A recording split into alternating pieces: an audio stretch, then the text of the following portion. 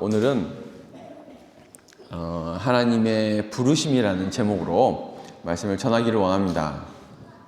하나님의 부르심이라는 이제 찬양의 가사를 조금 읽어드리겠습니다.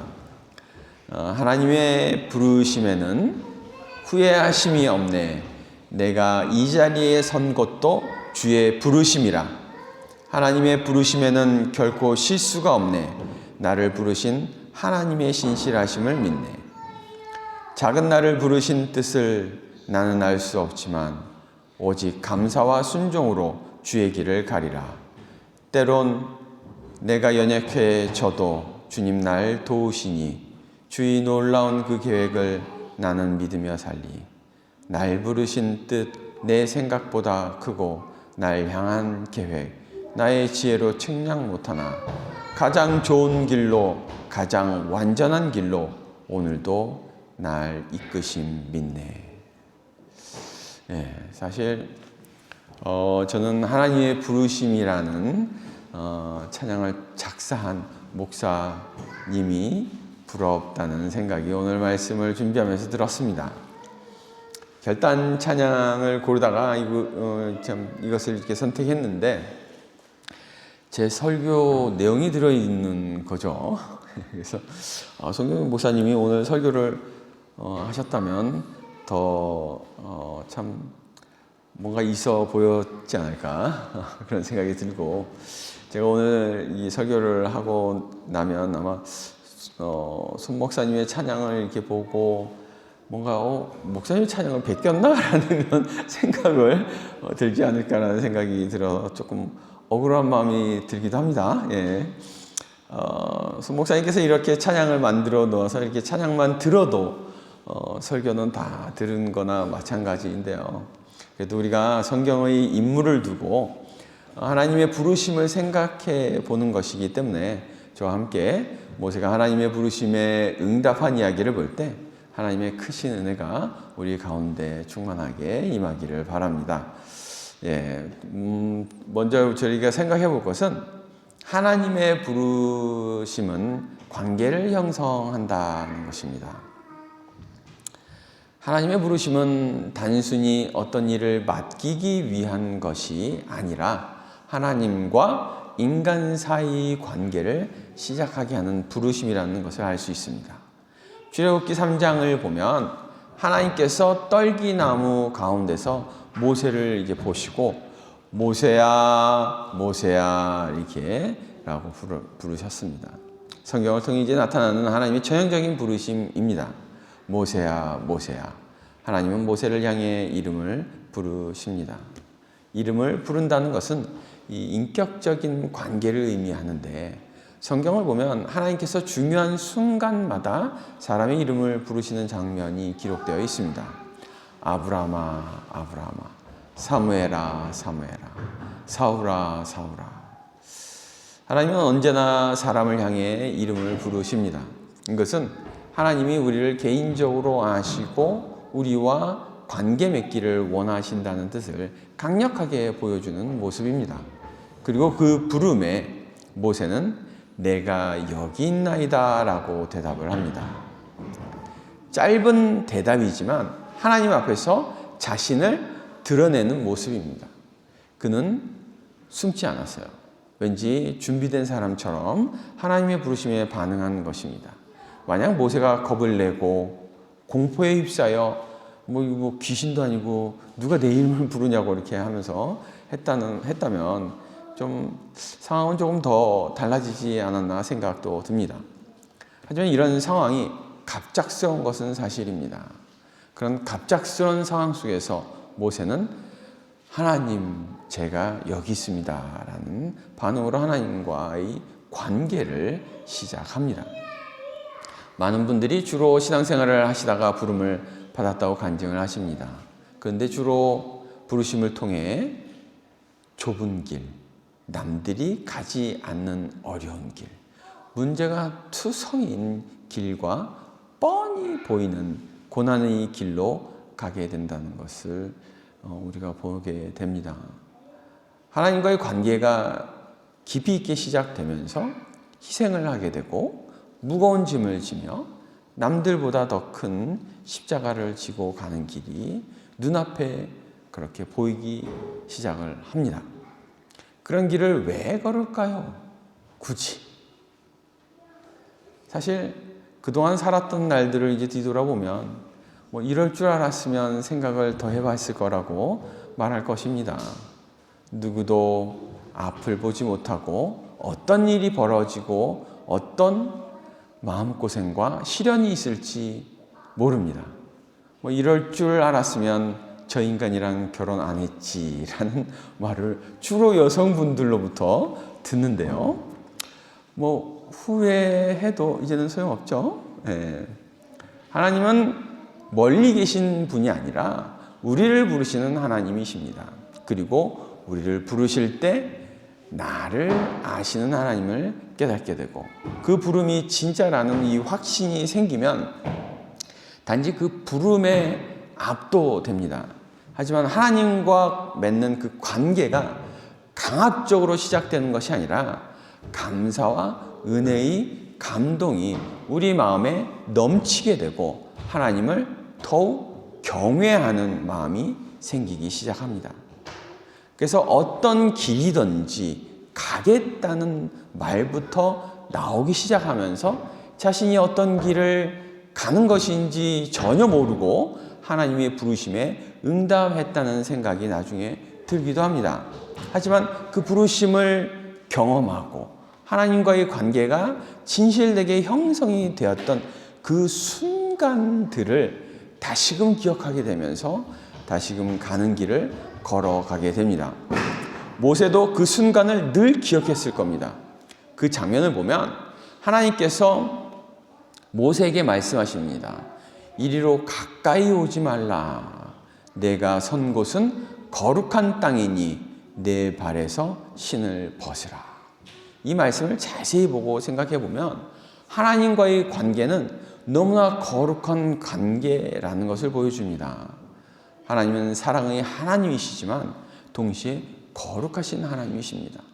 모세는 그 자리에서 신을 벗고 하나님 앞에 겸손히 섰던 그 기억과 하나님을 경외하는 마음이 들었던 그 경험을 늘 기억하면서 살았을 것입니다. 하나님은 우리를 부르시는 이유는 단순히 일을 시키기 위해서가 아닙니다. 하나님은 먼저 우리와 관계 맺기를 원하십니다. 그러나 하나님께서 오늘도 우리를 향해 오늘 말씀을 통해 이름을 부르십니다. 아무개야, 아무개야. 그 부르심 앞에서 우리 모두가 모세처럼 주님, 제가 여기 있습니다 라고 고백하기를 바랍니다. 그렇게 하나님의 부르심에 응답하는 우리의 관계를 더욱 깊이 있게 맺으시고 우리의 삶을 놀랍게 사용하실 줄로 믿습니다. 그래서 두 번째로 볼 말씀은요. 생각해 볼 말씀은 하나님의 부르심 속에 있는 사명입니다. 사랑하는 은혜교회 성도 여러분, 하나님의 부르심은 관계로 끝나지 않습니다. 하나님은 우리와 관계를 맺으신 후에 따르는 사명이 꼭 있음을 알려주십니다. 이 자리에 온 것도 하나님의 부르심이라는 찬양의 가사처럼 우리가 예배하러 왔을 뿐이지만 각자를 부르신 것입니다. 그리고 이끄신 자리에서 우리가 하게 될 주어진 일들과 사명이 있는 것입니다. 하나님께서 모세를 부르신 이유도 단순히 모세를 만나기 위한 것만이 아니었습니다. 하나님은 모세에게 중요한 말씀을 하십니다. 출애굽기 3장 7절에서 8절 말씀을 보면 하나님께서 다음과 같이 말씀하시는데요. 우리가 다 같이 한번 읽어볼까요? 시작! 여호와께서 이르시되 내가 애굽에 있는 내 백성의 고통을 분명히 보고 그들이 감독자로 말미암아 부르짖음을 듣고 그 근심을 알고 내가 내려가서 그들을 애굽의 손에서 건져내고 그들을 그 땅에서 인도하여 아름답고 광대한 땅, 젖과 꿀이 흐르는 땅, 곧 가나안 족속, 헷 족속, 아모리 족속, 브리스 족속, 히위 족속, 여부스 족속의 지방에 데려가려 하노라. 하나님은 이스라엘 백성의 고통을 보고 계셨습니다. 그들이 울부짖음을 듣고 계셨습니다. 그들이 아픔을 알고 계셨습니다. 그리고 하나님께서 그들을 구원하시기로 결정하셨습니다. 여기서 중요한 것은 모세는 이스라엘 백성의 고통을 보았고 알고 경험한 사람입니다. 히브리인이 노역으로 고통을 받는 것을 보았고 한 사람이 애굽인에게 맞는 것을 보고 모세는 참지 못하고 애굽인을 죽일 정도로 그는 이스라엘 백성의 고통을 알고 있었던 사람이었습니다. 그래서 하나님께서 그들이 고통을 보았다라고 말씀하실 때 모세보다 하나님과 동일한 마음을 그렇게 동일한 마음은 아니더라도 비슷한 마음이 들 수 있는 사람은 없었을 겁니다. 감히 말하면 하나님의 의견과 전혀 다르지 않은 모세였습니다. 그런 모세를 부르시고 하나님은 사명을 던져주십니다. 이스라엘 백성들이 처한 상황과 그들이 고통스러운 삶을 잘 아는 모세에게 가서 그들을 구하라고 하십니다.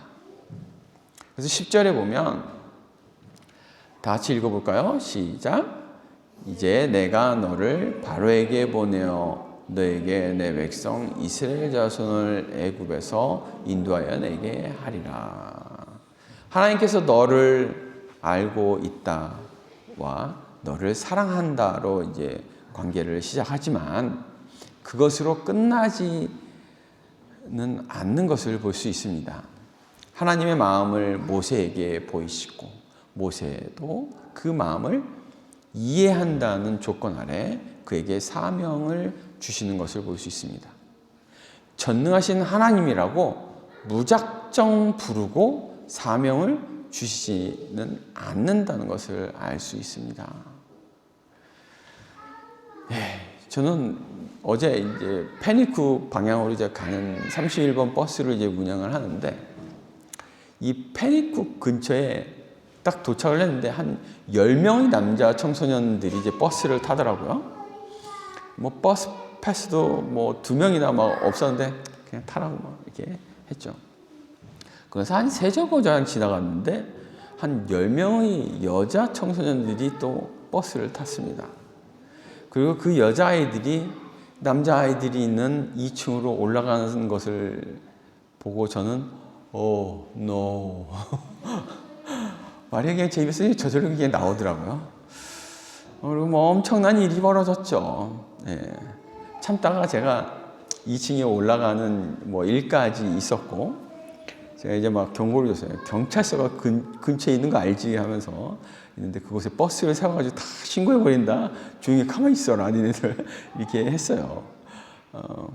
아이들이 다 내리고 나서 이제 승객들은 저한테 그러더라고요. 왜 다 쫓아내지 왜 그냥 뒀냐고. 그러면서 이제 내리시는데 운전을 하면서 이제 생각을 하는데 토요일에 아이들이 갈 곳도 없고 할 일도 없으니까 그러고 있는 겁니다. 교회가 뭐 토요일에 그들을 위해 문을 연다고 그 아이들을 다 감당할 수 있겠어요? 감당이 되지도 않을 것입니다. 저는 개인적으로 그 스트레스 레벨이 막 끝까지 올라갔었어요. 막 이렇게까지 막 올라갔었지만 아이들을 이해하려고 생각을 하다 보면 이제 그 스트레스가 좀 이렇게 쭉 가라앉더라고요. 그러면서 그 아이들을 막 혼낸다고 막 해가지고 되지 않습니다. 아이들은 사랑이 필요하고 어른들의 돌봄이 필요합니다. 그런데 거의 방치된 그런 상태의 아이들을 두고 막 더 막 화를 내면서 제가 막 뭐라고 하고 막 내쫓고 막 이렇게 하면 오히려 희망은 더 없을 것 같다는 생각이 들어요. 모세가 이스라엘 백성들의 고통을 전혀 몰랐다면 하나님이 부르시지도 않았을 것입니다. 저는 그렇게 믿어요. 하나님의 마음을 알 수 있고 하나님의 마음을 가질 수 있는 모세이기에 그렇게 부르셨고 사명을 주셨다고 믿습니다. 하지만 그에게 주어진 사명이 너무나 감당하기 어려운 사명이었습니다. 애굽은 당시 세계에서 가장 강한 나라였습니다. 바로는 절대 권력을 가진 왕이었습니다. 그리고 모세는 당시 광야에서 양을 치고 있는 한 사람의 목자였습니다. 힘없는 노인에 불과했습니다. 사람의 눈으로 볼 때 도저히 가능한 일이 아니었습니다. 그래서 모세는 곧바로 하나님께 질문합니다. 내가 누구이기에 바로에게 가며 이스라엘 자손을 애굽에서 인도하여 내리까? 이 질문은 모세의 솔직한 마음이었습니다. 하나님, 제가 이 일을 할 수 있습니까? 제가 그걸 할 수 있는 사람이 아닙니다. 사실 이것은 하나님의 부르심을 받은 사람들의 공통된 반응입니다. 아브라함도 그랬습니다. 예레미야도 그랬습니다. 기드온도 그랬습니다. 하나님의 부르심을 받은 사람들은 대부분 이렇게 말합니다. 저는 아닙니다. 제가 아닙니다. 네. 저는 너무 부족해요. 단 사람 보내주세요. 하나님께서 모세에게 아주 중요한 말을 하죠. 3장 12절에 이렇게 보면 다 같이 한번 읽어볼까요? 시작. 하나님이 이르시되 내가 반드시 너와 함께 있으리라. 내가 그 백성을 애굽에서 인도하여 낸 후에 너희가 이 산에서 하나님을 섬기리니 이것이 내가 너를 보낸 증거니라. 사랑하는 은혜교회 성도 여러분, 이것이 하나님의 그 사명의 핵심입니다. 하나님은 능력 있는 사람을 찾으시는 것이 아니라 함께 할 사람을 찾으십니다. 모세가 위대한 사람이어서 부른 것이 아닙니다. 모세가 준비된 사람이어서 가능한 사명이 아니었습니다. 하나님께서 모세와 함께 하시기 때문에 가능한 일이었습니다. 그래서 하나님의 사명은 우리의 능력으로 이루어지는 것이 아니라 하나님께서 함께 하심으로 이루어지는 것입니다. 하나님은 오늘도 사람을 부르십니다. 그리고 그 부르심 속에는 하나님이 맡기시는 사명이 있습니다. 어떤 사람에게는 가정이 사명일 수 있습니다. 어떤 사람에게는 교회를 섬기는 일이 사명일 수 있습니다. 어떤 사람에게는 복음을 전하는 일이 사명일 수 있습니다. 어떤 사람에게는 또 다른 중요한 그런 사명들이 있을 수도 있습니다. 그런데 이제 어떤 사명이 주어졌냐가 중요한 것이 아닙니다. 중요한 것은 하나님이 우리를 부르셨다는 사실입니다. 그리고 하나님은 오늘도 우리에게 말씀하신다는 것입니다. 내가 반드시 너와 함께 있으리라. 그냥 함께 하겠다가 아닙니다. 반드시가 들어갑니다. 내가 반드시 너와 함께 하겠다라고 우리 모두에게 말씀하시고 있다는 것을 믿으시기 바랍니다. 그래서 세 번째로 우리가 생각해 볼 말씀은요, 응답자를 위한 하나님의 약속입니다. 하나님께서 모세에게 주신 이 약속은 단순한 위로의 말이 아니었고, 이것은 모세가 평생 붙잡고 살아야 할 하나님의 약속이었습니다. 출애굽기 3장 12절에서 하나님은 모세에게 그렇게 말하죠. 내가 반드시 너와 함께 있으리라. 여기서 중요한 정말 단어, 이 반드시입니다. 하나님은 모세에게 내가 너와 함께 할 수도 있다고 말씀하시지 않으셨습니다. 상황을 봐서 함께 하겠다고 하신 것도 아닙니다. 하나님은 분명하게 반드시 너와 함께 하겠다고 말씀하셨습니다. 사랑하는 은혜교회 성도 여러분, 우리는 각자의 소원을 가지고 하나님께 기도합니다. 현재 우리가 겪고 있는 문제와 시련을 이기기 위해 기도합니다. 그러나 하나님의 부르심에 응답하여 살아가는 사람들에게 가장 큰 힘이 되는 약속은 바로 이것입니다. 내가 반드시 너와 함께 있으리라. 모세가 평생 붙잡고 살았던 말씀이 바로 이 말씀이라는 것입니다. 이 약속에 대한 확신이 없었다면 그가 사명을 감당하기 어려웠을 겁니다. 모세는 애굽의 왕 바로 앞에 서야 했습니다. 이스라엘 백성을 이끌고 애굽을 떠나야 했습니다. 그리고 광야에서 수많은 불평과 문제 속에서 백성들을 이끌어야 했습니다. 사람의 힘으로는 감당하기 어려운 일들이었습니다. 그러나 성경을 보면 모세는 그때마다 하나님께 나아가 기도합니다. 하나님께 묻고 하나님의 말씀을 따라 행동합니다. 그것은 하나님께서 그와 반드시 함께 하신다는 확신이 있었기 때문입니다. 그리고 하나님의 부르심에 응답한 모세의 기도에 하나님께서 응답하지 않으면 누구의 기도에 응답해야 할까요? 이스라엘 백성들이 애굽을 떠나 홍해 앞에 섰을 때 생각을 해보세요. 앞에는 바다가 있고 뒤에는 애굽 군대가 쫓아오고 있었습니다. 사람의 눈으로 보면 완전히 길이 막힌 상황이었습니다. 그때 하나님께서 모세에게 말씀하십니다. 지팡이를 들고 손을 바다 위로 내밀라. 누가 바다가 갈라질 것이라고 생각할 수 있겠습니까? 사람의 지혜로는 도저히 생각해낼 수 없는 방법입니다. 하나님만 할 수 있기 때문에 하나님만 알 수 있고 생각해낼 수 있는 하나님의 방법이었습니다. 모세는 단지 하나님께서 말씀하신 대로 순종했을 뿐입니다. 그리고 하나님께서 역사하셔서 홍해가 갈라지고 이스라엘 백성들이 마른 땅을 건너는 놀라운 기적이 일어났습니다. 광야에서도 마찬가지였습니다. 물이 없을 때 하나님께서 반석에서 물을 내게 하셨고 먹을 것이 없을 때 하나님께서 만나를 내려주셨습니다. 전쟁이 일어났을 때 하나님께서 승리를 주셨습니다. 이 모든 일의 중심에는 단 한 가지 사실이 있습니다. 하나님의 부르심에 응답한 모세와 반드시 하나님께서 함께 하셨고 하나님의 동행에 대한 확신을 가지고 믿고 기도한 모세를 통해 그 모든 일이 이루어진 것입니다. 사랑하는 은혜교회 성도 여러분, 하나님의 부르심에 응답하여 살아가는 길을 이 길은 때로 쉽지 않습니다. 우리가 감당하기 어려운 상황을 만나기도 하고 우리의 능력으로 해결할 수 없는 문제 앞에 서게 되기도 합니다. 그러나 하나님은 부르심에 응답한 사람들에게 분명한 약속을 주십니다.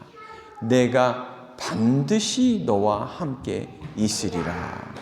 이 약속이 있기 때문에 우리는 사명을 감당할 수 있습니다. 우리의 능력 때문이 아니라 하나님께서 우리와 함께 하시기 때문입니다. 하나님이 함께 하시면 길이 없는 곳에서도 길이 열립니다. 하나님이 함께 하시면 사람이 생각하지 못한 방법으로 문제가 해결됩니다. 하나님이 함께 하시면 우리의 삶 속에서도 하나님의 놀라운 역사가 나타나게 된다는 것을 믿으시기 바랍니다. 하나님은 오늘도 우리를 부르십니다. 그리고 그 부르심에 응답하는 사람들에게 동일한 약속을 주십니다. 내가 반드시 너와 함께 있으리라. 이 약속을 붙들고 어떤 상황 속에서도 하나님을 신뢰하며 살아가는 우리 모두가 되기를 예수 그리스도의 이름으로 축원합니다. 오늘 특별히 예배 후에 우리 정원준 형제와 최애 자매의 결혼을 축하하는 시간을 가집니다. 두 분 다 전문적인 그런 직업을 가지고 있으시고 너무 잘생기고 이쁜 두 분을 하나님께서 이렇게 부르시고 하나님의 뜻과 섭리에 따라 인도하시리라 믿습니다. 우리는 미래를 볼 수 없지만 하나님께서 두 분을 귀하게 사용하실 것이라는 느낌을 이렇게 가질 수 있어요. 우리는 다 그 느낌을 갖잖아요. 이렇게 보면 저도 결혼한 지 27년이 넘었는데 늘 좋은 날만 있지 않습니다. 하지만 우리의 생각과 지혜와 능력과 이렇게 비교도 안 되는 하나님이 여러분과 이렇게 반드시 함께 하신다는 것을 믿고 살아가기를 바랍니다. 모세처럼 길이 막혀도 하나님께서 그렇게 뚫어서 앞으로 갈 수 있는 날들이 두 분에게 일어나기를 축원합니다. 앞으로 주어진 사명을 감당하면서 살아갈 수 있도록 필요한 모든 것이 제공되기를 축복합니다. 그 어떤 시련과 환난에도 흔들리지 않고 폭풍 속에서도 여러분과 반드시 함께 하시는 하나님을 믿고 편히 잠을 잘 수 있는 평강이 두 분 가정에 넘치기를 축복합니다. 이 시간 저희들 하나님의 부르심 이 찬양을 하고 참 부르실 때 이제 또 이제 나중에 두 분이 이렇게 나오시고 같이 이제 찬양이 끝나면 우리 두 분을 위해서 팔을 이렇게 들어주시고 기도해 주시기 바랍니다. 하나님은 이 부름에 응답하며 주어진 사명을 잘 감당하면서 살아갈 수 있도록 하나님께서 두 분과 함께 해달라고 기도하시겠습니다. 그리고 또 각자 기도 제목들을 두고 기도하시기 바랍니다.